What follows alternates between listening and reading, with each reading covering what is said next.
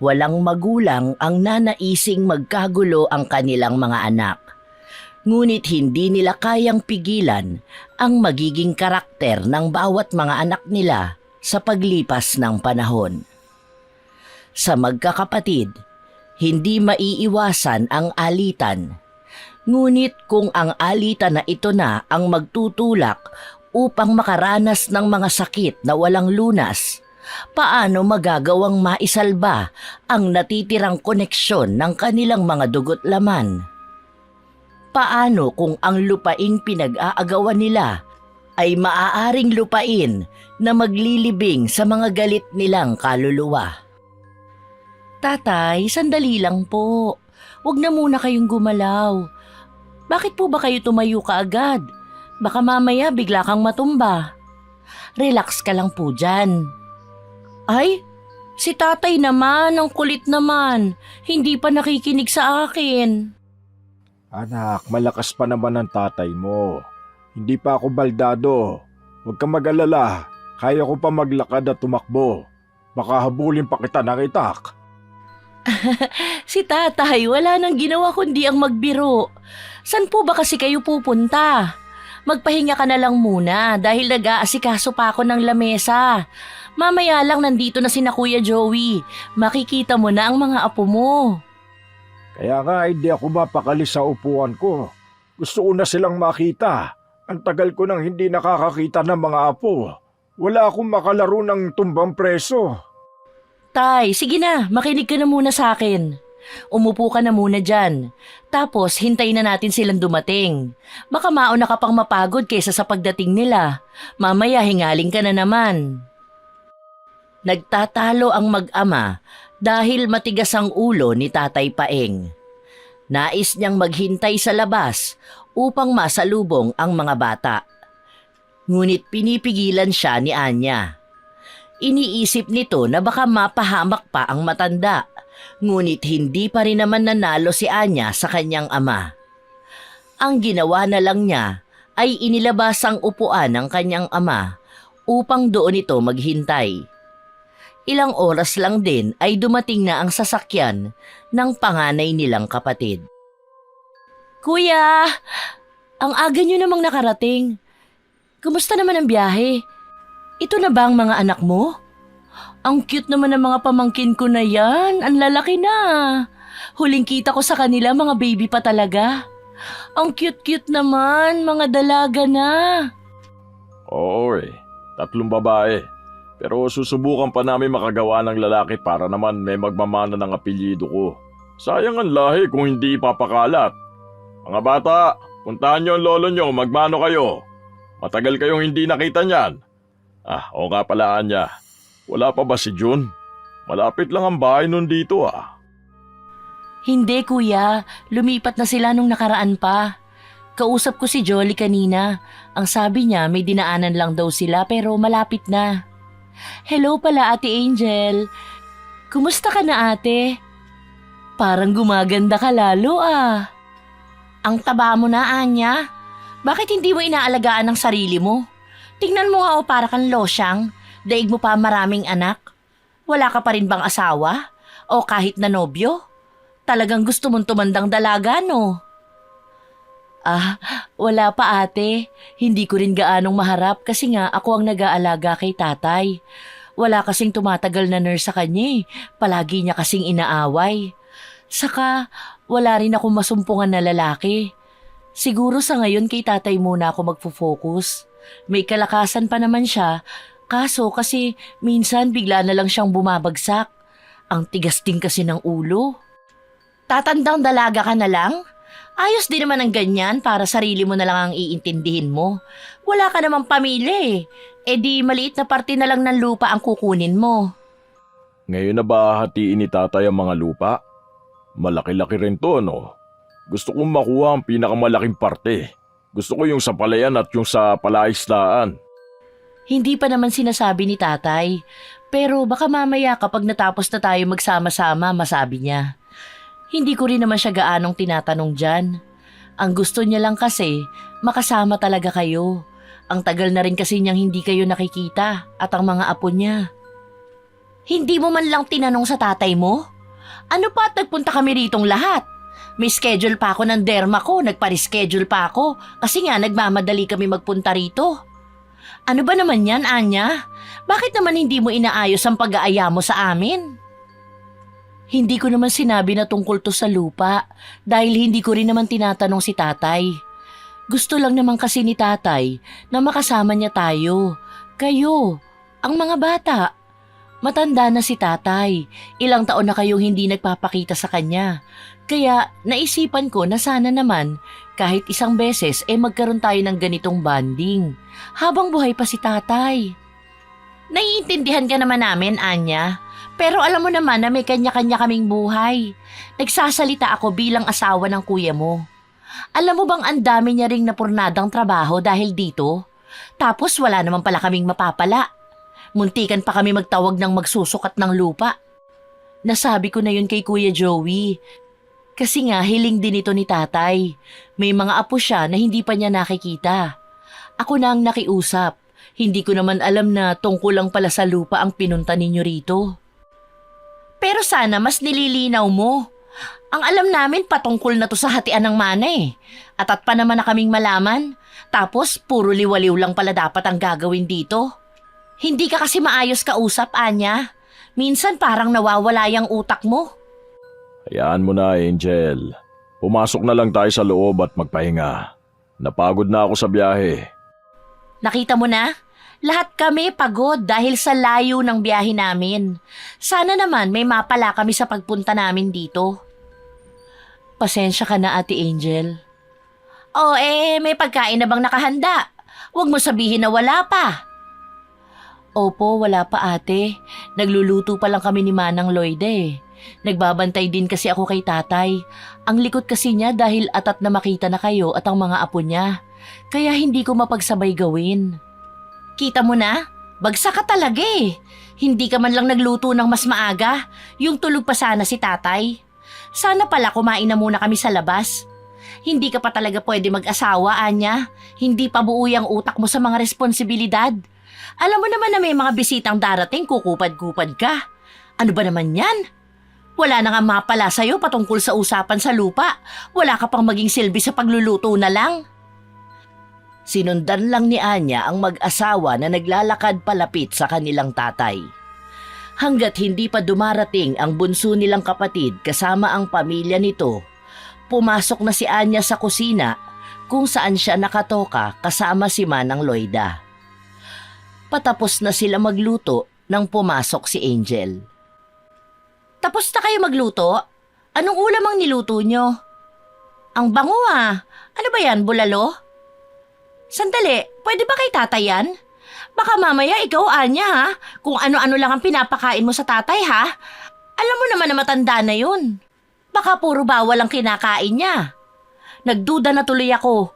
Baka sumasalisi ka na para sa mana. Ah, Ate Angel, nandyan ka pala. Hindi yan. May niluto akong hiwalay na pagkain kay tatay. Sa ngayon kasi, puro gulay lang muna siya. May mga pagkain kasi kaming sinusunod para sa kanya. Yun ang sabi ng doktor niya eh. Ano bang sinasabi mo, ate? Wala naman akong intensyon na masama kay tatay. Patikim nga ng niluto mo. Ay, bakit ang tabang naman yata? Wala ka bang panlasaan niya? Tapos mukhang hindi pa naman luto ang mga gulay. Gaano mo ba katagal pinakuluan ng karne? Pakuluan mo pa yan, tapos lagyan mo pa ng asin. Tabi ka nga, ako na magtitimpla. Kanina pa ako nagugutom eh, parang ngayon nyo lang nagawa magluto. Tapos hindi pa maayos. Huwag mo masyadong damihan ate, hindi kasi ako pwede sa masyadong maalat. Saka hindi rin yan advisable para sa mga batang kasama natin.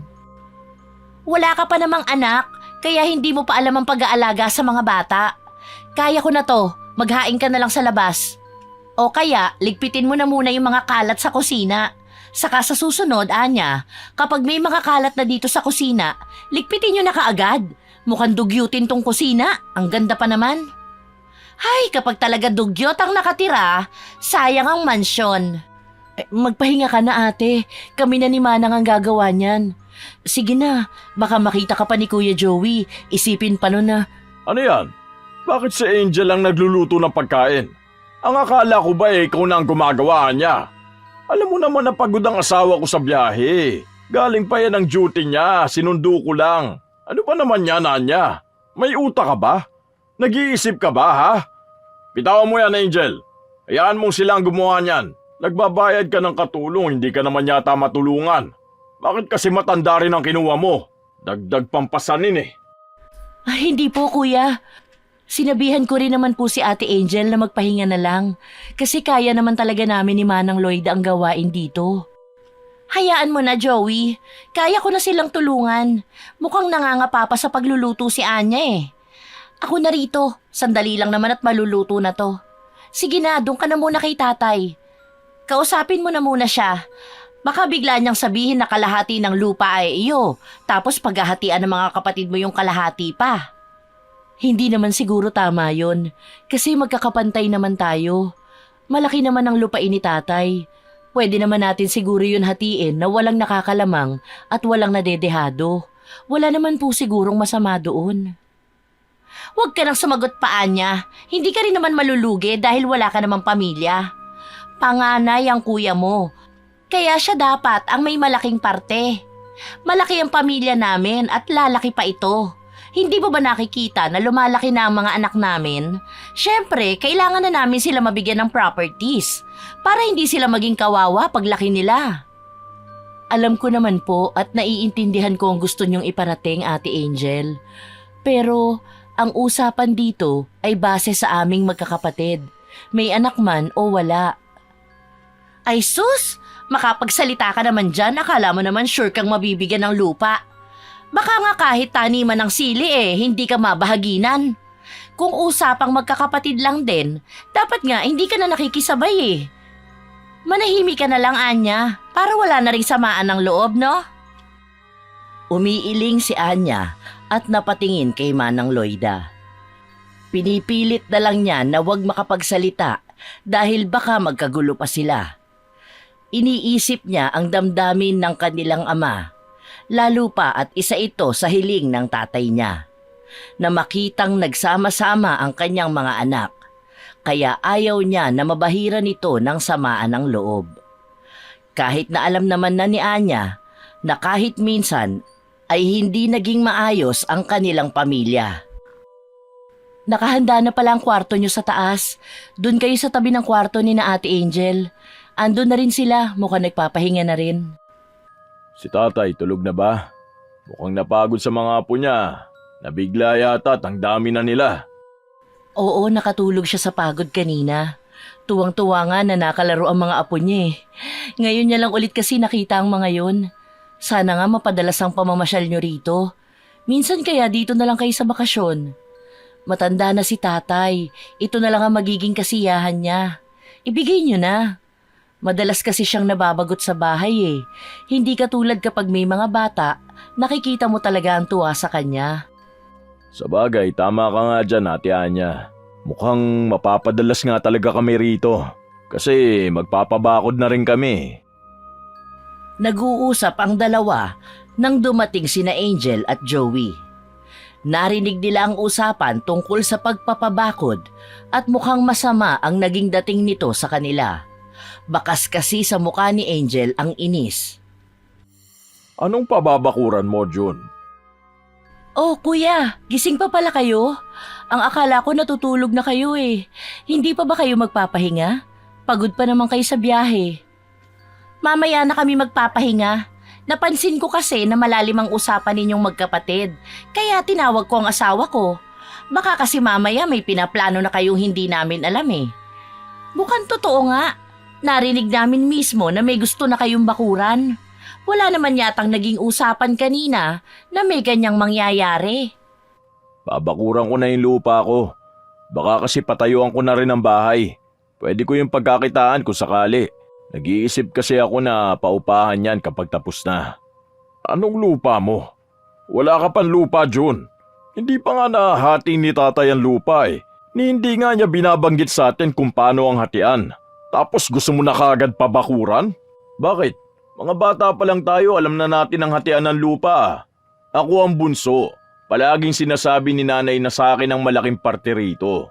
Kinukuha ko lang, ano bang problema mo? Bakit ba kanina pa mainit ang dugo mo sa akin? Pansin na kita kanina palang pagdating namin eh. Hindi lang kita madiretso dahil may mga bata tayong kasama. Anong problema ko? Baka nakakalimutan mong ako ang panganay. Sa akin dapat mapunta ang lahat. Huwag kang umasta na akala mo napakalaki ng naiambag mo sa pamilya natin. Bunso ka lang. Ako pa rin ang pinakamatanda sa inyo. Huwag kayong magpakasutil sa kuya nyo. Sundin nyo na lang ang mga sinasabi niya para hindi na rin magkagulo pa. Pwede bang manahimik ang babae ka, ha? Alam mo bang rinding-rindi na ako sa boses mo? Hindi ka kasali sa usapang pamilya dahil asawa ka lang ni kuya. Napakapalingkera mo eh. Baka hindi ako makapagpigil, ingudngud ko yung uso mo. Talagang mamamagayan lalo. Tarantado ka! Huwag mong binabastos ang asawa ko! Tumama ang kamao ni Joey sa mukha ng kapatid niya. Dahil dito ay nagsimulang umapoy ang galit kay June. Bumawi siya sa kuya niya na naging dahilan para tuluyan silang magkagulo. Nagpapalitan ng suntok ang magkapatid para bang hindi sila magkakilala kung mag-away. Ano bang mga problema nyo? Huwag kayo dito gumawa ng gulo! Kuya, tigilan nyo na yan! June, ano ba? Tumigil na kasi kayo! Ngayon na nga lang kayo nagkita, ganyan pa kayo? Talagang hindi nyo man lang pinatapos ang isang araw, nag-away na kayo? Hayaan mo sila, Anya. Tama lang yan kay June dahil sumasagot sa mas matanda. Sige lang, Joey. Bugbugin mo yan at nang may katandaan. Dapat talaga sa mga bastos na kapatid ginugulpi eh. Hay nako, tapos lumalaban pa sa kuya. Anong klase yan? Ate Angel, awatin mo naman ang dalawa. Anong tinatayo-tayo mo dyan? Kuya, tumigil na kayo! Ano ba? Hindi na kayo nahiya kay tatay. Talagang dito nyo pa paaabutin ang alitan nyo. Mahiya naman kayo sa mga edad nyo. Mapag-uusapan naman ang mga problema. Anong nangyayari dito? Bakit kayo nag-aaway? Bakit kayo nagpapatayan sa loob ng bahay ko? Lahat sila ay natigilan matapos magsalita ang matanda. Nilingon nila ito kung saan inaalalayan ito ng dalawang apo niya. Dalawang bata, panganay ni na June at Joey. Bakas ang pagkadismaya sa mukha ng matanda sa kanyang natunghayan. Ay, Tay, gising pa po pala kayo. Ang akala ko natutulog na kayo eh. Pasensya na po sa naging gulo. Away kapatid lang po. Halina kayo, Tay. Ihahatid ko na kayo sa kwarto nyo. Pasensya na po ulit kung naistorbo ang tulog nyo. Anong nangyayari? Bakit kayo nag-aaway? Anong dahilan para magbasagang kayo ng mukha at magpatayan dyan, ha? Baka sa boses ng matanda ang pagkadismaya niya sa mga anak niya. Matapos ang mahabang panahon ng pagkakawatak-watak nila, ay sa away pa rin mauuwi sa muling pagsasama-sama. Ganyan po yata ang mga magkakapatid maglambingan. Paano ba naman po kasi yung si June? Hindi na marunong gumalang sa kuya niya. Sinagot-sagot ba naman niya kanina? Hindi naman siguro po tama ang ganon, di ba? Binibigyan lang po ng leksyon ng asawa ko ang sutil niyang kapatid. Paanong hindi ko sasagutin? Siya ang nagsimula nitong lahat. Isa pa, sinabi ko na sa'yo manahimik ang babae ka, di ba? Talagang sa tatay ko pa manggaganyan ka? Tara na, Tay. Pasensya ka na po sa naabutan mo, ha. Hindi lang talaga mapigilan ng bunso niyo ang inaasa ng kuya ko. Ihatid ko na po kayo sa kwarto. Pasensya na po at naistorbo ang pagpapahinga niyo. Ako na ang maghahatid kay tatay. Hindi ko napansin na nagising pala siya eh. Kanina kasi iniwan ko siyang natutulog. Baka naman kasi hindi mo sinarado ang pinto, Anya. Sa susunod, ugaliin mong isarado ang pinto para hindi naiistorbo ang tulog ni tatay. Hanggang ngayon ba hindi mo pa rin alam yan? Tingnan mo, nakakaawa naman. Nagpapahinga na eh. Hindi kasi talaga sinasarado ang pinto ni tatay. Sadya yun para madali siyang marinig at mapuntahan. Hindi ko naman alam na mag-aaway-away kayo rito. Natutulog naman na ako kanina. Kaso narinig ko ang sigawan dito kaya tumawag ako ng apo ko. Ngayon na nga lang kayo nagkita-kita, wala pa kayong ibang ginawa kundi ang mag-away. Ganito na lang ba ang gusto nyo habang buhay? Pasensya na po, Tay. Ihahatid ko na po kayo. Ako na, Anya. Kung gusto mo, sumama ka na lang. Ay, teka, sasama na rin kami. Joey, sumunod ka at baka mamaya kung ano pang sabihin ng mga kapatid mo sa tatay nyo. Mukha pa naman nagkakampihan sila. Huwag kang pumayag na malaso nila ang utak ng tatay mo. Dapat lang na marinig natin ng lahat. Mamaya sa huli nito tayo pa ang lalabas na masama. Hindi ko alam kung saan kalye ka nahagilap ng kuya ko. Masyadong basura ang inuugali mo. Isa pang pambabastos mo sa asawa ko, Jun. Baka kalimutan kong kapatid kita. Bakit? Nakalimutan mo naman ang magkapatid tayo matagal na, hindi ba? Nakalimutan mo na nga na may pamilya ka rito. Kung wala ka nga lang makakamkam na lupa, hindi ka magpapakita. Baka sarili mo ang tinutukoy mo. Wala ka naman balak pumunta rito kung wala kang mapapala, hindi ba? Noong nalaman mong may kinalaman to sa lupa, nagmamadali ka pa? Nagsisimula ng muli ang init ng galit sa magkakapatid.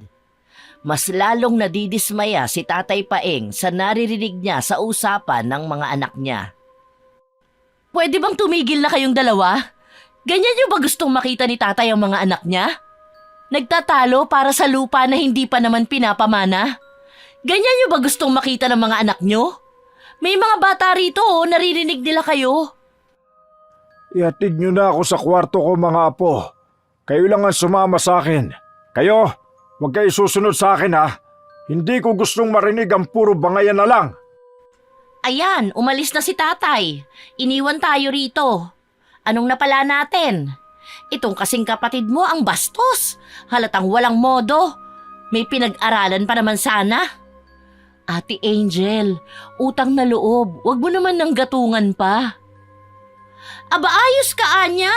Ako naman na ngayon ang pinagmumukha mong masama. Nakita mo ba yan, Joey? Hindi ba matagal ko nang sinasabi sa'yo na magkakampi talaga silang dalawa? Pinagtutulungan ka nila para ikaw ang walang makuhang lupa. Wala akong pakialam kahit na magkampihan pa kayo. Ako ang panganay. Ako ang masusunod. Bukas na bukas, ipapasikaso ko ang pagpapasukat ng lupa. Kukunin ko ang dapat sa akin. Tama yan, Joey. Huwag kang magpapadala sa kanila. Hindi naman sila makakatulong sa atin. Sarili nilang kapakanan ang gusto nila. Mga sakim na kapatid. Kuya, bakit ba mas nakikinig ka sa asawa mo? Kaya nga natin pinag-uusapan, hindi ba? Pwede ba tayong mag-usap na tatlo lang? Yung sarili mong desisyon? Mag-asawa kami ni Angel kaya iisa ang desisyon namin. Sinabi ko na hindi ko na uulitin pa. Kukunin ko ang lupa na para sa akin. Sige, magkakasubukan tayo. Tignan natin hanggang saan yung tapang mo. Magkamatayan na tayo rito pero hindi ako papayag na sa'yo mapupunta ang lupain. Naiwan si Anya na mag-isa habang ang dalawa niyang kapatid ay lumihis ng landas sa isa't isa. Napabuntong hininga na lang si Anya dahil sa sakit ng ulo na nararamdaman niya. Kinabukasan, maagang nagising si Anya. Inasikaso niya ang mga bata habang pinauna na kumain ang mga ito. Una pa lang ay nakakapansin na si Anya ng alitan sa mga bata, lalo na noong nagsimulang magsalita si Jenny noong kinuha ng bunsong anak ni Joey ang pagkain na dapat ay para sa kapatid ni Jenny. Dahil dito, nakapagsalita si Jenny na katulad lang ni Coco ang tatay niyang kumakamkam ng bagay na hindi sa kanila. Dahil sa sinabi ni Jenny, umalma naman ang panganay na anak ni Joey na si Lala kung saan sinabi nito na kaya ganon ang ugali ni Jenny ay dahil isang suwail na anak ang tatay niya. Doon na nagsimula ang sagutan ng mga kabataan na ikinagulat din ni Anya. Hindi niya inakala na makakapagsalita ng ganon ang mga bata. Marahil ang mga salita na binibitiwan nila ay mga salita na naririnig nilang sinasabi ng kanilang mga magulang. Lubos na nakakabahala ito. Mga bata, tumigil na kayo. Alam niyo ba na hindi maganda ang mga lumalabas sa bibig ninyo? Hindi kayo dapat nagsasalita ng ganyan sa kapwa nyo, lalo na at magkakamag-anak tayo. Lalo na kayo, mga bata pa kayo. Ang dapat, magkakakampi kayo. Ayoko na ulit maririnig na ganyan kayo mag-away ha. Hindi magandang pakinggan na pati kayo nagkakasiraan na. Dahil sa sinabi ni Anya, umalis si Lala sa kinauupuan nito at tumakbo papunta kay Angel. Nababakas ang pag-iyak ng bata at mukhang nagsumbong na ito. Sumama kasi ang tingin ni Angel patungo kay Anya. Walang nagawa si Anya kundi ang magbitaw ng mabigat na paghinga. Kuya naman, pag mag-uusap kayong mag-asawa, iwasan nyo naman na marinig ng mga bata. Ngayon anak ko pa ang masama. Totoo naman ang sinasabi niya. Kinakamkam ng dukha niyong kapatid ang lupa. Hindi dukha si June at mas lalong hindi siya mapangkamkam. Bakit niyo ba pinag-aagawan ng lupa? Pwede naman natin hati-hatiin yun ng tama 3 lang tayong magkakapatid. Siguro naman hindi natin ikamamatay ang pantay na hati. Alam niyo, kawawa ang mga bata dahil silang nag-aaway-away. Hindi ba dapat mabuti tayong impluwensya sa kanila? Kaso hindi Sa atin pa mismo nagmula ang gulo nila. Lumalabas na sa bibig nila yung mga salita na hindi naman dapat. Basta ako napapalaki ko ng tama ang mga anak ko. Huwag mong questionin ang pagiging ina ko at pagdidisiplina ko sa kanila. Hindi ka inaan niya, kaya wala kang alam. Tama ang asawa ko. Wala sa amin ang mali. Hindi kami ang nagkulang sa mga anak namin. Isa lang naman ang may pagkukulang Alam natin na si Jun yun. Hindi ba noong paman suwail na yan at palaging sumasagot sa akin? Kaya wag ako ang sermonan mo.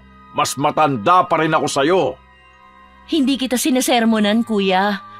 Matatanda na tayo. Dapat handa tayong makinig sa isa't isa. Hindi pinakinggan ng dalawa si Anya. Para bang hangin lang ang mga nasabi niya. Mukhang ang kagustuhan ni Anya na mapagbati ang dalawa niyang kapatid ay napasama pa. Ngayon, pati ang mga bata ay may kanya-kanyang samaan na ng loob. June, anong ginagawa mo? Hindi ba sinabi ng magaling mong kuya magpapasukat na siya ng lupa?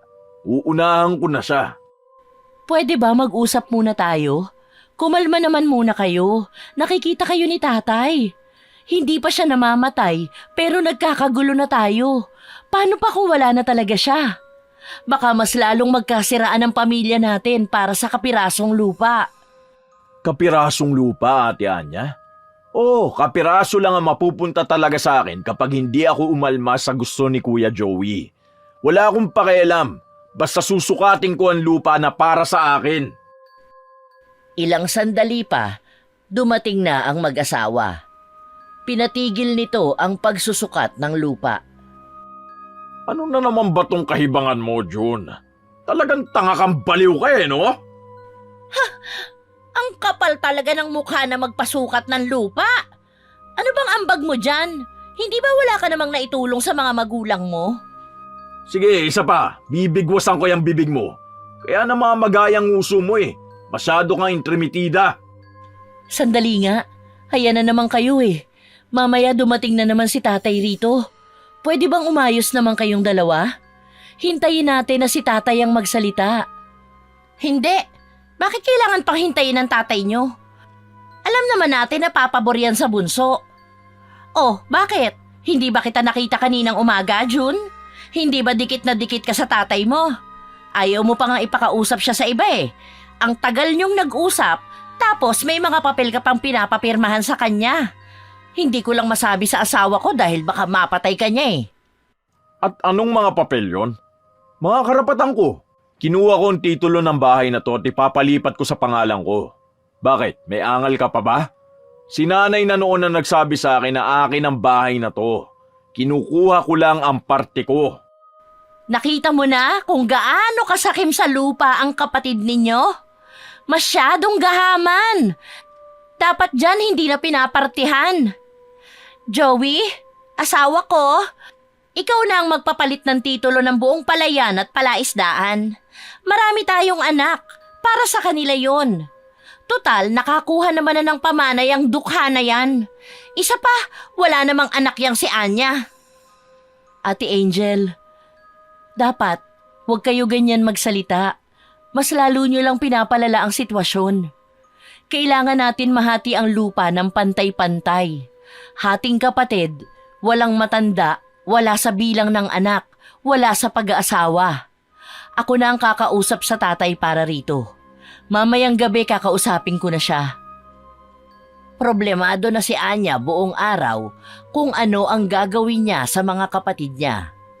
Nag-aaway-away pa maging ang mga bata. Mukhang hindi naging masaya ang kanilang pagsasama-sama dahil sa ganitong sitwasyon. Kinagabihan, magkasama sina Anya at si Tatay Paeng. Umamin ka na sa akin, Anya. Nagsama-sama lang ba kayo para malaman kung kanino mapupunta ang lahat ng ari-arian ng pamilya natin? Hindi naman po sa ganon, pero napag-usapan lang namin na maaari nyo na hong paghati-hatiin sa amin ang mga lupain. Masama ba akong ama kung mamimili lang ako ng isang tao na pagbibigyan ko ng mga ari-arian natin? Ano pong ibig niyong sabihin?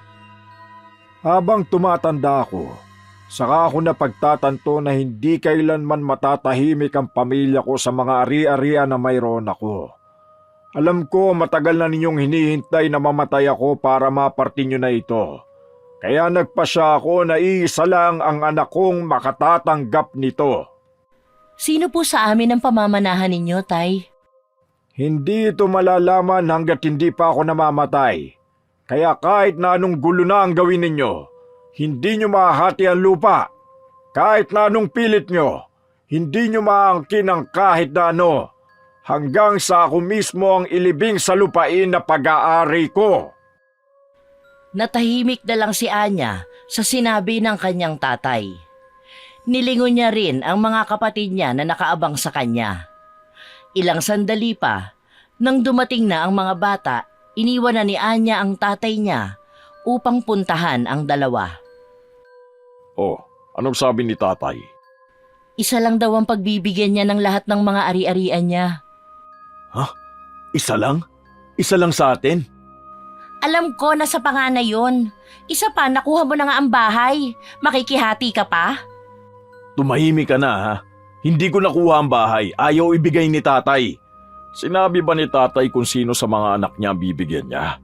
Kahit na alam ko naman na sa akin lahat yon dahil ako lang naman na may karapatan. Ako ang panganay sa ating magkakapatid.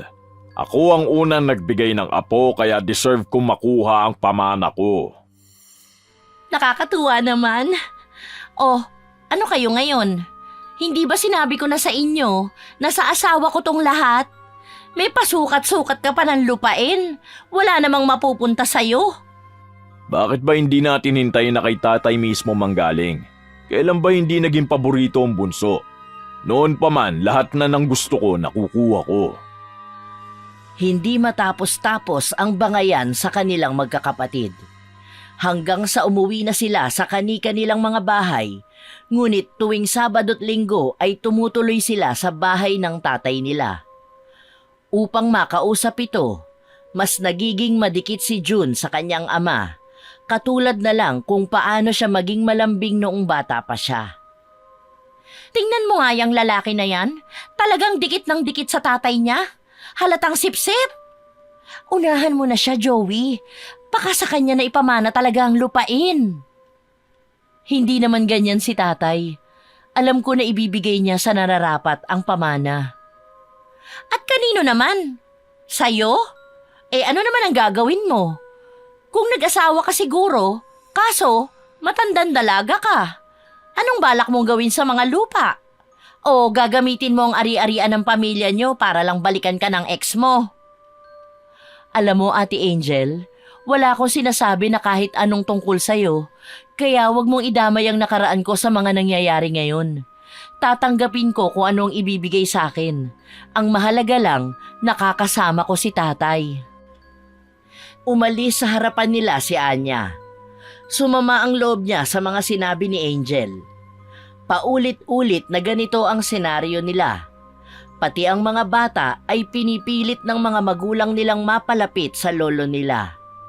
Tinuturuan pa ang mga bata na makumbinsi ang lolo nila na sa mga magulang nila ipamana ang mga ari-arian. Hanggang isang beses, Asawa ko! Naku po! Tulungan niyo ang asawa ko! Anong nangyayari sa'yo, June? Bakit ka nagkakaganyan? Bakit, Jolly? Anong nangyayari? Bakit ganyan ang nangyari sa mga kamay ni June? Bakit namamagayan at nagtutubig? Lumalaki pa, nangingitim. Anong nangyari? Hindi ko alam. Basta pagising ko, napansin na lang namin na namamagana ang mga kamay niya. Ate, anong nangyayari sa akin? Tulungan mo ko. Hindi ko maiangat ang kamay ko. Pakiramdam ko sobrang bigat. Natataranta si Anya habang tinutulungan ang kapatid niya. Ang mga kamay ni June ay tila ba nabubulok na. May amoy din na nanggagaling dito. Malansa na tila ba nagnanaknak na sugat. Dali-dali silang nagtungo sa ospital. Sumailalim sa iba't ibang pagsusuri ang balat ni June. Ngunit base sa doktor, wala silang makita na kahit na ano. Susubukan nila ulit na sumailalim sa iba pang mga pagsusuri. May mga inireseta ring gamot na maaaring makatulong kay June. Ipahid mo na lang to sa mga kamay ni June. Tapos obserbahan natin kung anong mangyayari. Huwag mo na muna masyadong galawin ang kamay niya. Kapag huhugasan mo, sabihan mo ko para maihanda ang mga gamit. Paano yan? Hindi pa kayo makakauwi sa inyo. Yun nga ang iniisip ko, Ate Anya. Paano ang mga bata? Malapit na ang bakasyon pero may iilang araw pa silang papasukin. Hindi ko naman alam kung anong nangyayari sa asawa ko. Bakit na lang siya biglang nagkaganito? Baka kasi, ayan na ang karma niya. Isipin mo, masyado siyang nagpapakasakim. Kaya siguro ganyan na ang nararamdaman niya. Gaba mo na siguro. Ate Angel, hindi ka nakakatulong. May hindi na nga magandang nangyayari sa kapatid namin, ganyan ka pa magsalita. Ay, bakit ako pa ang masama rito? Nagsasabi lang ako ng totoo, no?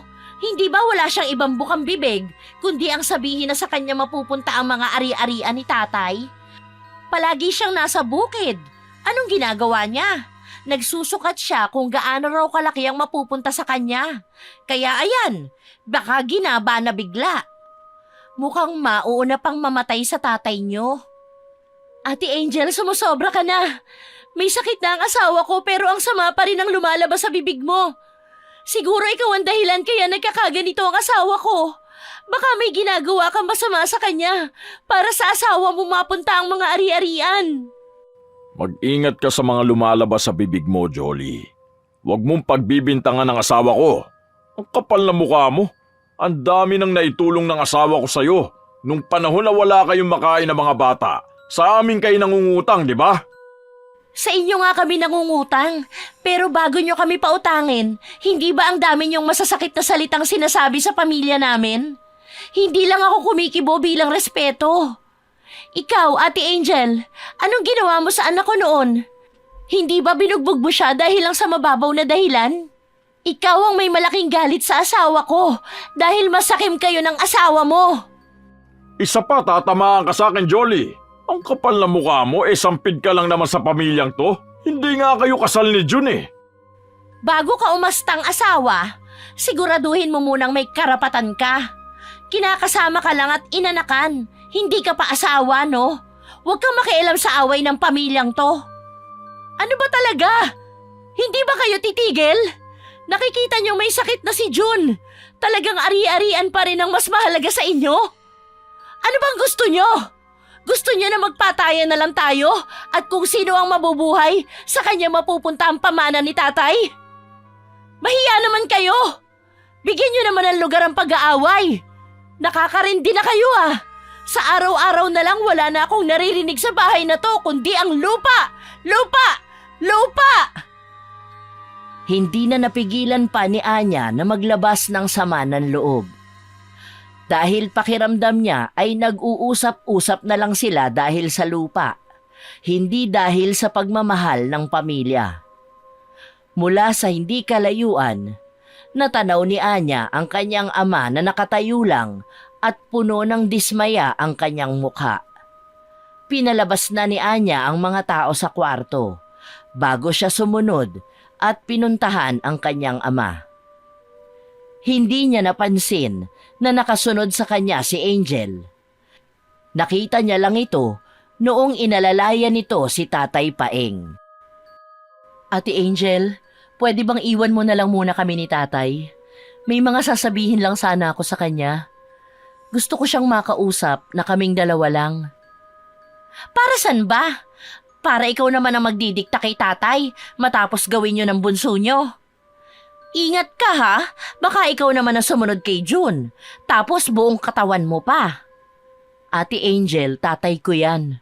Ako ang nag-aalaga sa kanya simula pa noon, kaya hayaan mo ko na kausapin siya. Iwan mo kami, Angel.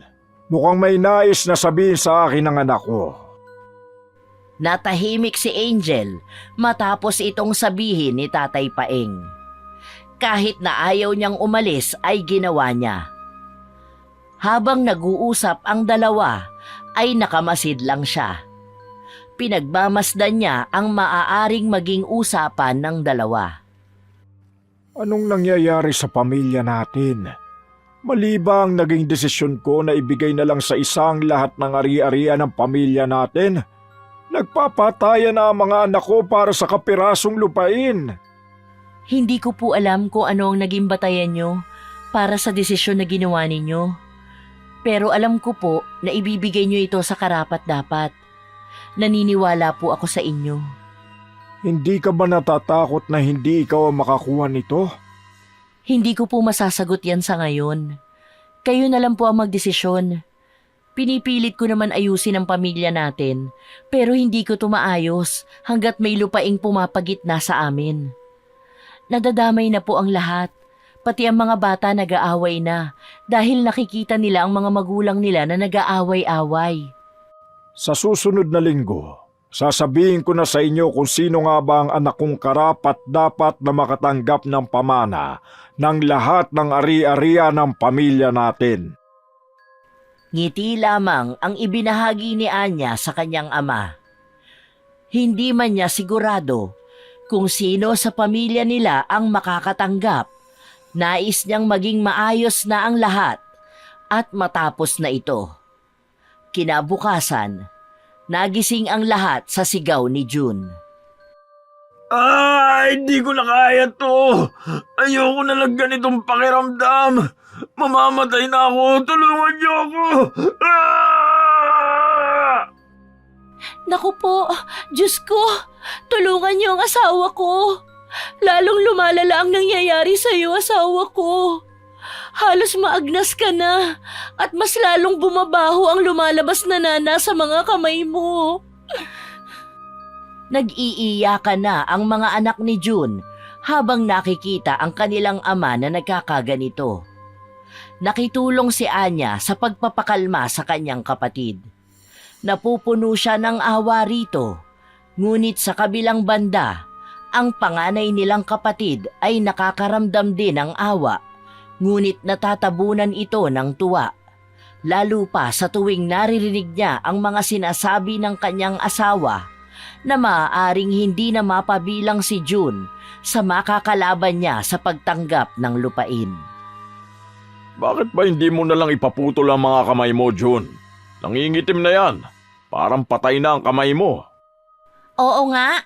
Sayang naman, hindi mo na mahahawakan ang papel ng lupa. Siguro ngayon pa lang, tinatanggap mo na ang kapalaran mo, no? Wala na nga makukuhang pamana, naging perwisyo ka pa sa pamilya mo. Kapag talaga ang gaba umepekto, naku, walang sinisino. Ate Angel, please lang. Kuya Joey, utang na loob. Pagsabihan mo naman ang asawa mo. Hindi na siya nakakatulong sa kalagayan ng kapatid natin. Bakit naman ganyan pa siya magsalita? Nakakasakit siya ng damdamin eh. Bakit ko siya pipigilan? Tunay naman ang sinasabi niya. Tara na nga, umalis na tayo rito. Hintayin na lang natin ang mangyayari sa susunod na linggo. Alam ko naman na sa panganay pa rin ang punta ng lahat. Hindi ko na kailangan pa makipagtalo sa kahit na sino sa inyo. Anong gagawin ko, Ate Anya? Hindi ko na kayang makita pa ang asawa ko na nasasaktan ng ganyan. Tulungan mo naman ako. Malakas ang pakiramdam ko na may kumukulam sa asawa ko. Samahan mo naman akong ipatawa siya. Ngayon na ba? Tara na, para makabalik din tayo ng maaga. Mas mabuti nga na malaman natin kung ano ang nangyayari sa kanya. Baka maagapan pa natin yan. Dali-dali na ring umalis ang dalawa hanggang sa nakarating sila sa bahay ng albularyo na kakilala ni Jolly. Pinatawas ni Jolly si June kung saan nalaman nila na isang babae ang tila ba gumagawa ng masama kay June. Base pa sa albularyo, kilala niya ang babae na yon. Marahil ay nakaalitan niya o may lihim na galit sa kanya. Iisa lang ang tingin nilang gumawa nito. Angel! Angel! Lumabas ka dyan! Lumabas ka dyan, babae ka! Walang iya ka? Ikaw ang nagpakulam sa asawa ko! Buisit ka talagang babae ka! Ha? Kaya una pa lang, masama na ang kutob ko sa'yo! May masama ka palang balak sa pamilya ko! Aray! Ano ba? Bitiwan mo ako! Nasasaktan ako! Ano bang ginawa ko sa iyong babae ka? Sige! Ito ang gusto mo? Magtanggalan tayo ng anit! Ha? Bitawan mo ako! Buisit ka talaga, Jolly! Walang yakang babae ka! Akala mo ba hindi ko malalaman ang ginawa mo sa asawa ko? Ikaw ang may kagagawan kung bakit siya nagkakasakit ng ganon. Ano? Masyado ka bang desperada dahil alam mong sa kanya ipapamana ang mga ari-arian? Gusto mo pa siyang ipahamak dahil lang sa kasakiman ninyo? Magbabayad ka talaga! Sandali lang, Jolly. Kumalma naman muna kayo. Daanin natin to sa maayos na usapan. Ate Angel, bitawan mo na si Jolly. Ikaw rin, Jolly, bumitaw ka na. Madadaan naman natin to sa usapan. Sige na, huwag kayo rito mag-away. Hindi na ito madadaan sa usapan. Papatayin ko na itong babae na to. Nung una pa man, alam kong may galit na to sa amin. Ngayon lang niya nilalabas. At nagawa pang ipakulam ang asawa ko. Walang iya talaga. Ano bang sinasabi mong baliw ka? Wala akong ginagawa sa asawa mo. Bitiwan mo ako! Bitiwan mo ako, sabi! Nasasaktan ako! Ano ba nangyayari rito, Anya? Bakit mo hinahayaan na mag-away ang dalawa? Ano na naman bang nangyayari dito? Wala na bang maririnig sa bahay na to kundi puro na lang away? Tumigil na kayong dalawa! Ano nangyayari? Angel, asawa ko. Anong ginagawa mo sa kanya, Jolly? Sandali lang, pwede ba? Huwag na tayo magkampi-kampihan dito laban sa isa. Pag-usapan natin tong mabuti. Ano ba nangyayari rito, Anya? Bakit mo hinahayaan na mag-away ang dalawa? Dahil yung asawa mo, siyang may pakana kung bakit nahihirapan ang asawa ko. Sinasabi ko sa'yo, Angel, babalik sa'yo ang lahat at mas malala pa. Huwag kang mag-alala, hindi lang kamay mo ang maaagnas kundi ang buong katawan mo. Sinusumpa kita, Angel! Ano ba ang punot dulo ng kaguluhan nyo? Kung hindi ang mga asawa nyo nag-aaway kayong mga babae, tapos sino naman ang susunod? Ang mga bata? Hindi ko naman kasi alam sa babae na yan kung ano bang binibintang niya sa akin. Bigla na lang siyang sumugod sa kwarto namin, tapos hinila ko. Ano to, Anya? Ipaliwanag mo sa akin ang nangyayari. Umalis kami para ipatawa si June at lumabas na isang babae. Kilala niya ang babae at may alitan sila. Maaaring pinakulam si June ng babae na yon para magkagano ng kamay niya. At ang babae na nakikita ko ay si Angel lang. Dahil siya lang naman ang todo sulsol para makuha ang lupa. Bakit ginawa mo pa yun sa asawa ko? Hindi ka na naawa sa mga anak namin. Totoo ba ang sinasabi ni Jolly? Ha, Angel? Ikaw ba ang nagpakulam sa bunso kong anak? Tay, bakit mas naniniwala ka dyan sa babaeng yan? Alam mo naman na matagal na yan nababaliw. Kaya nga sila kamuntikan na maghiwalay ni June dahil nababaliw na yan eh. May maniniwala ba dyan? Isa pa, bakit naman ipakukulam ng asawa ko si June? Para saan pa? Hindi naman kami takot. Dahil alam ko na ako ang panganay. Sa akin mo ibibigay ang lupa. Ako ang mas may karapatan sa lahat. Papuntahin mo ang albularyo rito. Kung tunay nga na dahilan ng kulam ang nangyayari kay June, kailangan natin siyang maipagamot. Doon natin malalaman kung sino ba talaga ang gumagawa nito sa anak ko. Tumahimik na kayo ha? Kahit hanggang bukas lang. Napapagod na ako sa puro away na naririnig ko. Katahimikan ang bumalot sa kanilang lahat nang sabihin ito ni Tatay Paeng. Sandali rin na napatingin si Anya sa mga kasama niya. Tunay naman sa kalooban niya na nakakasawa at nakakabingi ang mga ginagawa nilang puro bangayan.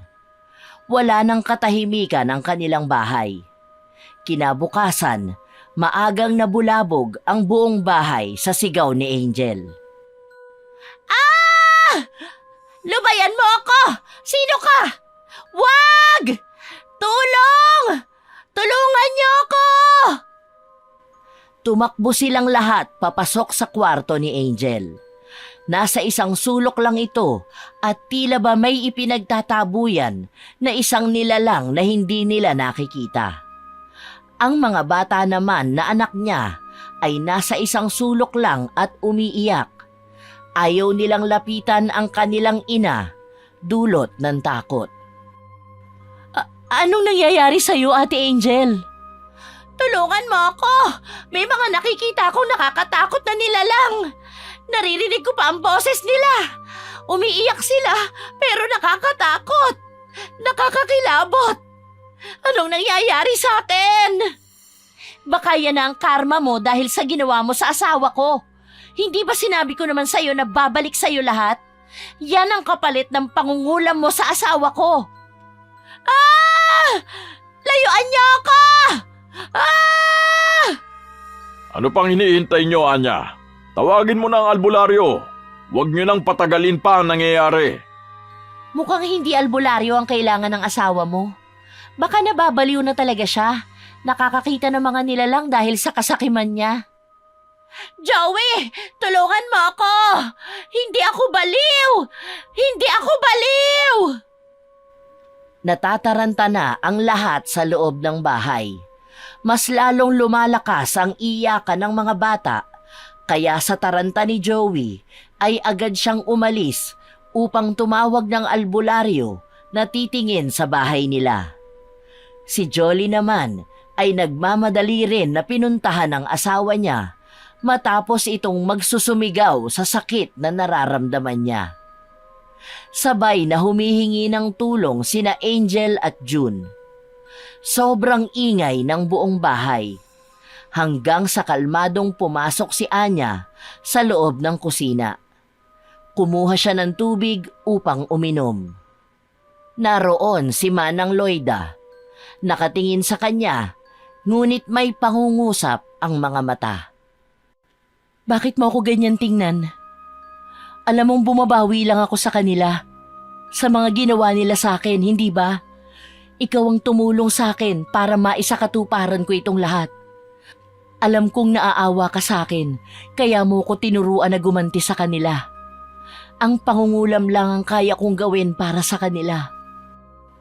Mabigat na paghinga lang ang binitawan ni Manang Loida bago nito pinayuhan si Anya. Si Manang Loida ang tumulong kay Anya para kulamin ang mga nanakit sa kanya upang mailabas nito ang lahat ng galit na naipon sa kanya.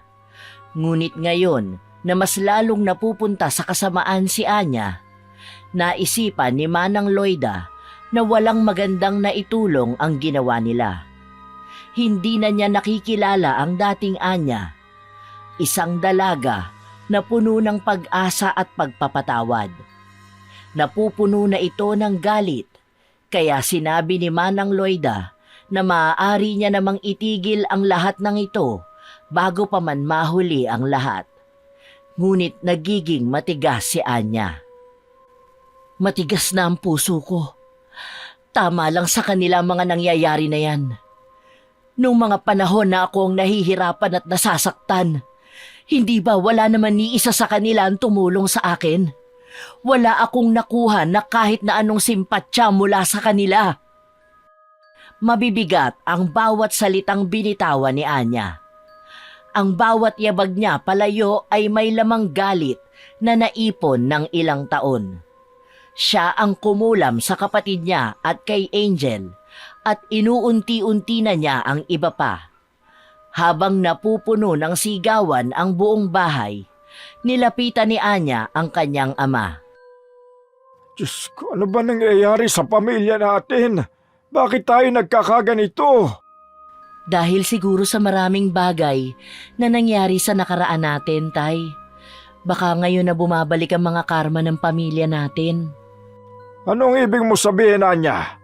Anong kasalanan ng pamilya natin? Walang naging kasalanan ng pamilya natin kaya hindi tayo isusumpa ng ganito. Sigurado po ba kayo, Tay? Sigurado ba kayo na walang mali sa pamilya natin noon? O nagbubulag-bulagan lang talaga kayo? Katulad kung paano kayo naging bulag sa akin ng mahabang panahon. Hindi kita maintindihan, anak. Bakit ba ganyan ka magsalita? Ano nangyayari sa mga mata mo?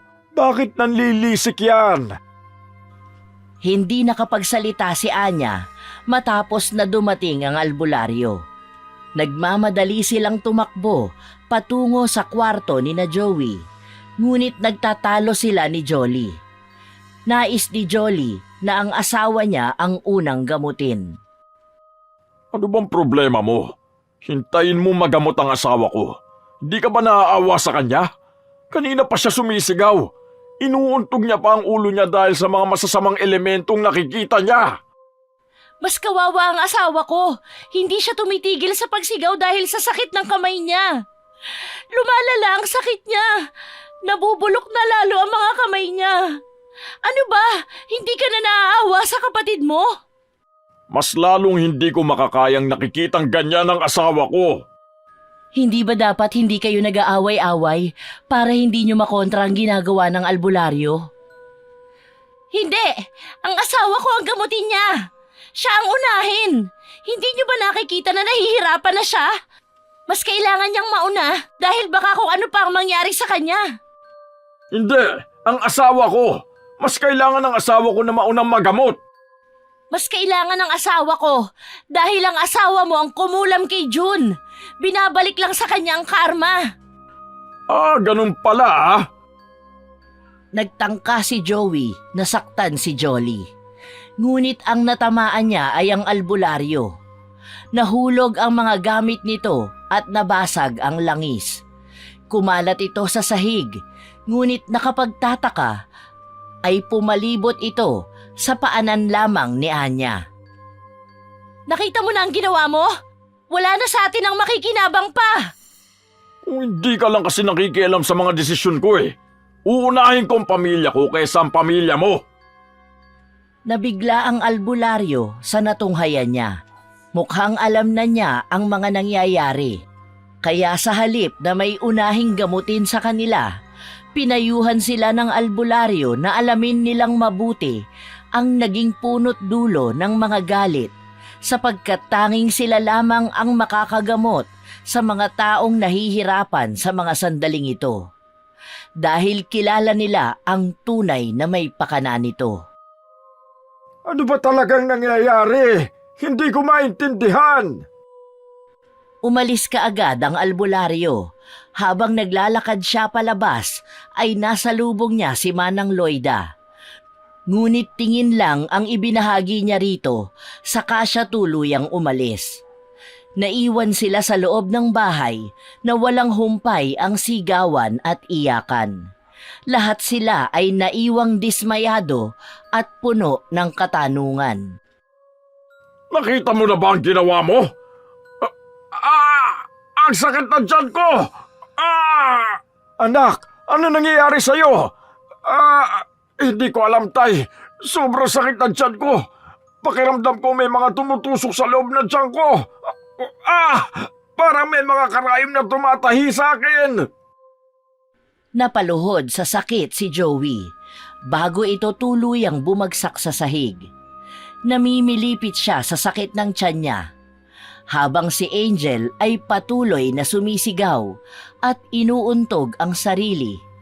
Si June naman ay naghuhumiyaw sa sakit ng kanyang mga sugat sa kamay. Sabay-sabay na hiyaw at hinagpis ng sakit.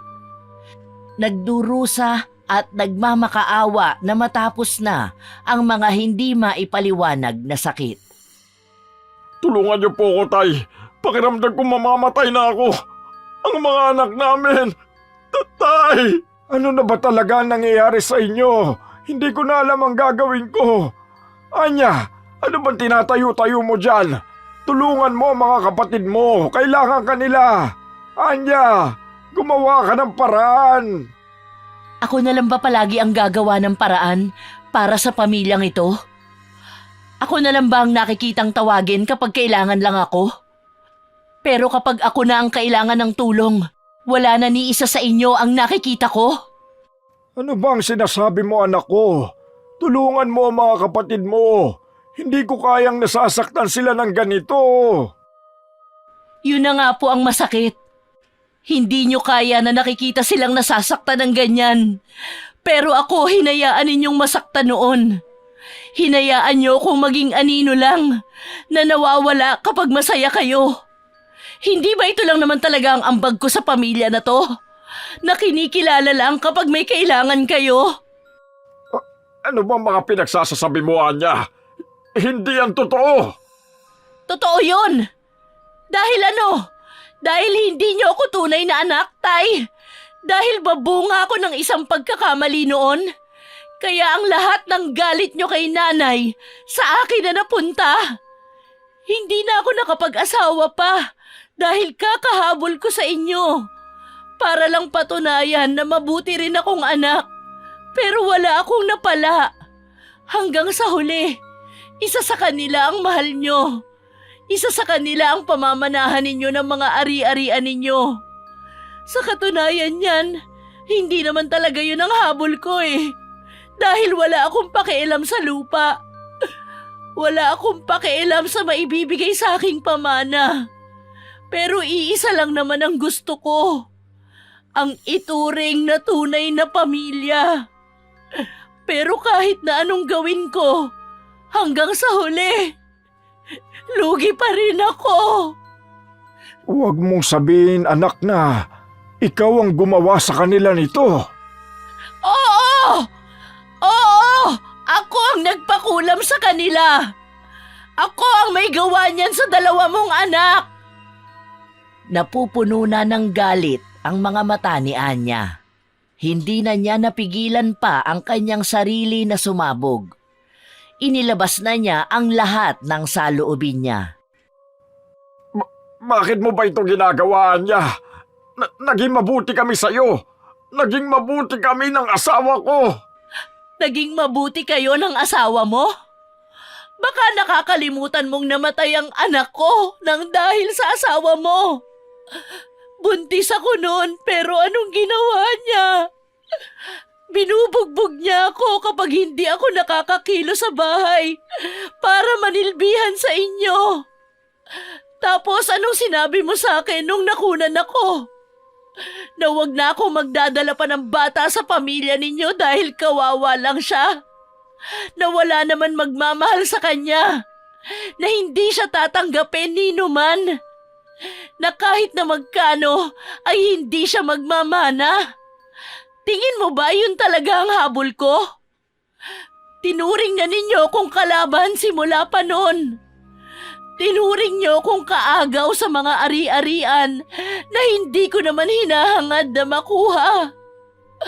Pero habang pinag-aagawan ninyo ang mga yon, nagugustuhan ko na rin na makiagaw sa inyo. Dahil doon ko lang din naman nakukuha ang atensyon na dapat meron ako. Mali ka dyan, Anya. Kahit na kailan hindi naging iba ang tingin ko sa'yo. Tinuturing kitang isang tunay na anak. Oo, noong unay nahihirapan ako. Pero nakita ko kung gaano kakabuting anak at kapatid sa kanila. Nakita mo? Talaga bang nakita? O nagpapanggap ka lang para maawa ako? Ang tagal kong ginugol ang buhay ko para lang maalagaan ka. Pero palagi mong hinahanap ang tunay mong mga anak. Kapag nandyan sila, hindi mo na ako kilala. Pero nung mga panahon na kailangan mo sila, nasan ba sila? Ni isa sa kanila hindi mo mahagilap. Hindi ba? Ilang kaarawan mo ba ang hinihintay mong may dumating sa kanila? Ilang mga kaganapan ba sa buhay nila ang inaasahan mong mapuntahan mo? Wala, hindi ba? Kasi kinalimutan ka ng mundo. Habang ako, pinipilit ipakita sa'yo kung gaano kasaya ito. Pero wala kang pakialam sa akin. Hanggang sa bumalik sila. Hanggang sa lahat, kaya mo nang ibigay sa kanila. Kahit na ang gusto lang naman nilang makuha ay ang mga ari-arian mo. Pagod na akong unawain sila. Pagod na akong intindihin kayong lahat. Kaya tama lang yan. Lahat ng mga nangyayari sa kanila ay balik lang ng mga ginawa nila sa akin. Hayaan mong mabaliw si Angel dahil ganyan niya ako binaliw noon. Si June, hindi ba kahit mas matanda ako, palagi niya akong pinagbubuhatan ng kamay? Hindi ako pwedeng umalma dahil isa lang naman ako sampid sa pamilya ninyo. Sa bawat pagbigkas ng mga salitang binibitawan ni Anya, ay siya ring paglala ng mga sakit na nararamdaman ng mga kinulam niya. Sa sobrang sakit ng tiyan ni Joey, ay hindi na niya napigilan ang masuka. Napapasigaw na rin siya sa sakit, ngunit mas lalo lang itong bumabaon sa kaluluwa niya. Ate Anya, parang awa mo na. Itigil mo na ito. Patawarin mo ko, Anya. Hindi ko nais na mapunta ka sa ganitong sitwasyon. Pakiusap, anak. Huwag mong gawin ito sa mga kapatid mo at huwag mong hayaan na lamunin ka ng galit. Mabuti kang tao at yun ang nakita ko sa iyo habang magkasama tayo ng matagal na panahon. Hindi kita tunay na anak, ngunit pinatunayan mo sa akin na mas higit ka pa sa kanila. Hindi man nananalaytay ang dugo ko sa iyo. Alam ko naman na mas nananaig sa puso mo na iisa tayong pamilya. Huwag mong hayaan na masakop ka ng kadiliman, anak ko. Huwag mong hayaan na mawala ang Anya na minahal namin. Maawa ka na. Ngayon niyo pa ako gustong maawa? Alam kong kahit na kailan ay hindi totoo ang mga sinasabi mo sa akin. Nais mo lang na iligtas ko sila dahil sila ang mga tunay mong anak. Ang mga mahal mo. Tapos anong gagawin niyo sa akin? Tuluyan niyo na akong palalayasin sa bahay na to? Matapos niyo akong pakinabangan, itatapon niyo ako na parang isang basura? Ganon yon, hindi ba? Makinig ka sa akin, anak. Tumingin ka sa mga mata ko. Alam kong nararamdaman mo ito. Alam kong nakikita mo ang tunay sa mga sinasabi ko. Huwag kang magpalinlang sa galit mo. Hindi ko lang sinasabi sa iyo dahil nahihiya ako. Pero mahal at tanggap kita bilang isang tunay na anak ko. Habang nakikita kong magkakasama kayo, doon ko napagtanto ang pagkakaiba mo sa kanila. Hindi ba't sinabi ko sa iyo na isa lang ang pamamanahan ko ng lahat ng mga ari-arian ko? Hindi yun para magtalo-talo kayo, kundi para ipakita sa iyo na mahal kita bilang anak ko. Kahit tingnan mo pa mga kasulatan na ginawa ko, huwag mo nang paabutin sa ganito, Anya. Ibalik mo ang Anyang nakilala namin. Ang Anya na hindi kayang gumawa ng masama. Hindi nagsalita si Anya. Tumingin lang ito kay Manang Loida na nagiging emosyonal sa mga nangyayari. Sandaling kumalma si Anya. Pinagmasdan niya ang mga kasama niya sa bahay. Yakap ni Jolly si June na hindi makapagsalita dahil sa sakit na nararamdaman niya. Namamaos na rin siya sa kasisigaw. Habang si Angel ay nagsusumigaw pa rin sa isang sulok at si Joey na nakaluhod na sa sakit na nararamdaman. Ang mga bata ay humahagulgol sa mga nangyayari at ang tatay niya na nasa harapan niya habang nagsusumamo. Maawa ka na, anak ko. Patawarin mo na sila sa mga nagawa nila sa'yo. Hindi ko alam kung kaya ko pa itong pigilan. Hindi ko alam. Patawarin ninyo ko, pero buo na ang desisyon ko. Hanggang dito na lang lahat ng ito. Ayoko nang maniwala na magbabago kayo. Pagod na ako. Nagtangka si Anya na lumakad palayo, ngunit natigilan siya sa dalawang bata na humawak sa paa niya. Bumaba ang tingin niya sa mga ito, nakaluhod sa harapan niya. Umiiyak sina Lala at Jenny habang nakikiusap sa kanilang tita Anya na alisin na ang sumpa na ibinigay niya sa mga magulang nila. Ang mga bata na ang humihingi ng tawad sa kung ano ba ang nagawa ng mga magulang nila upang mabuo ang ganitong klase ng galit. Baka sa mga mata ng mga inosenteng bata ang tunay na sakit at pagsusumamo. Sinusubukan nilang kunin ang loob ng tita Anya nila dahil alam nila na mabuti naman talaga itong tao. Sadyang may galit lang na kumokontrol sa kanya. Bitawan niyo ako. Hindi ko kayo pakikinggan kahit na anong sabihin niyo sa akin. Hindi na napigilan pa ni Anya na maiyak habang nakikita niya ang mga bata na nagmamakaawa sa kanya. Kahit na pilit na nagmamatigas ang puso ni Anya, hindi pa rin sumuko ang mga bata. Nagsusumamo silang nakaluhod at humihingi ng tawad sa nagawa ng mga magulang nila. Alam ni Anya na walang kasalanan ng mga bata. Ngunit mas naiintindihan ng mga kabataan ang nararamdaman niyang galit. Sila ang nakakaunawa, kaya sila na ang lumuluhod para sa kapatawaran na igagawad ni Anya sa mga magulang nila. Ngunit naguguluhan ang kaisipan ni Anya. Matagal na niyang kinikimkim ang galit sa mga kapatid niya at sa kanyang tatay. Ngunit nang sumabog ito, pagkakamali ang naging tanging paraan niya para mabilisang maipaghiganti ang sarili niya. Ngunit sa kalooban niya sa mga sandaling ito, alam niyang may mali pa rin sa ginagawa niya. Anak, naway pakinggan mo ang puso mo. Hindi na nakapagpigil si Anya. Bumuhos ang kanyang mga luha. Ngunit hindi na niya kaya pang manatili sa bahay na yon, habang alam na ng lahat ang ginawa niya.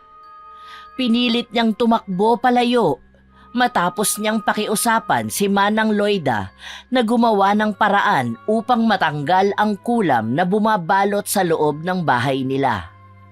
Matapos nito ay umalis si Anya palayo sa pamilya niya.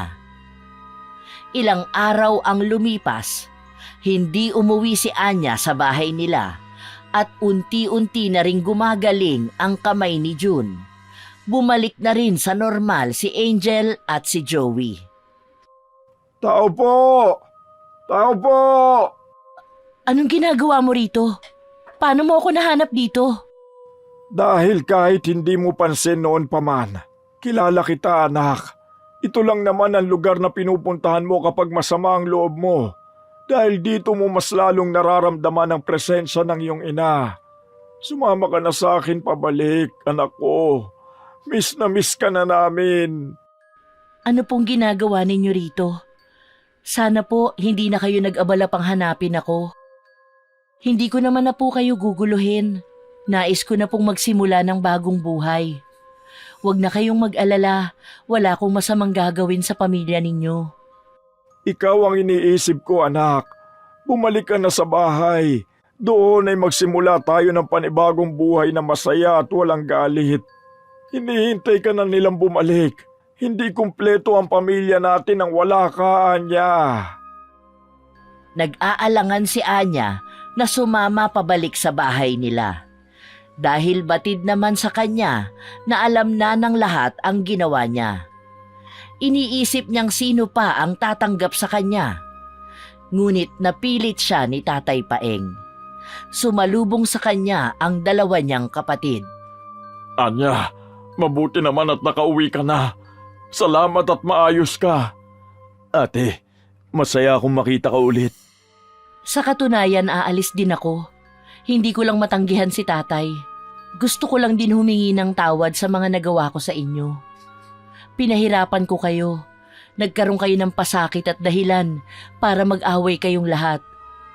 Hayaan nyo, hindi ako makikihati sa mga ari-arian ni tatay dahil aalis na ako. Hindi ko naguguluhin pa ang pamilya ninyo kahit na kailan. Ako ang dapat na humingi ng tawad sa iyo, Anya. Ako ang panganay pero ako pa ang hindi nakatulong sa inyo. Sa akin nagsimula ang sakit ng ulo ninyo.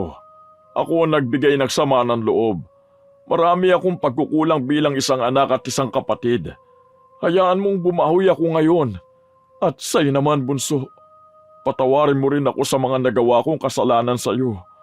Ang daming hinanakit ang kinimkim mo nung mga panahon na tinutulungan kitang may kasamang sumbat. Patawarin mo ang kuya. Wala na yung kuya.